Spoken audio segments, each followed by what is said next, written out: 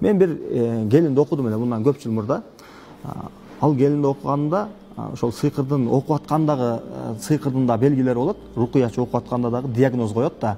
Бир окуганда же ашыгы менен 3 окуганда көпчүлүк ооруларга сыйкыр бар же жок экенин диагноз коюлат рукуячы тарабынан. Ошол аялга сыйкырдын симптомдору аябай ачык болду.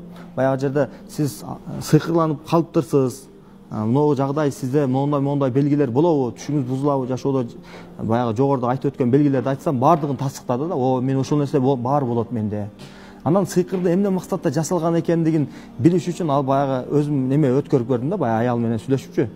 Кандай болду эле сизде, эмне болду эле десем, мен бир жигитти турмушка чыкканга макул болгон эмесмин. Анан алдын үй бүлөсү, ал жигит аябай баягы мени келин кылып алышты, көп каалады. Анан ошол менен алып качып кетти мени дейт. Анан алып качып кеткенден мен ошол жерден чыгып кеткенди кааладым, бирок ошол жерде көчөгө киргенден кийин заматта өзгөрүү пайда болду менде дейт. Баягы жигитти шунчалык жакшы көрүп калдым дейт. Жада калса баягы нике окулгандан кийин арадан 2-3 күн өткөндөн кийин баягы көчөгө турат го. Көчөгөнүн эмесинен аңдыйт элем баягы балам. Бир көрүп койсом жүрөгүм катыржан болот эле дейт баягы жигит. Анан кийин убакыт өткөндөн кийин ошол нерсе жоголду дейт. Анан ушул ажырашууга чейин бардык аягында деп анан аябай ооруп калыптыр баягы келинде.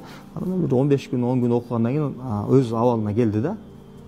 Бул ошол сыйкыр ажыратыш үчүн жасалган сыйкырдын белгилери. Өлтүрүш үчүн жасалган болсо сыйкыр, адам өлүмгө үндөй берет аны.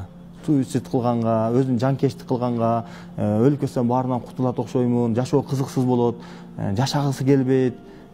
Эч нерсени мындай жашоодо максат жоголуп кетет.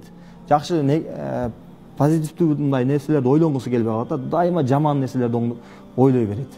Ошол нерсе аягында барып ошол адамды кээде Алла өзү сактасын, ошол неме жанкечтик кылганга чейин алып барып коет да бул нерсе.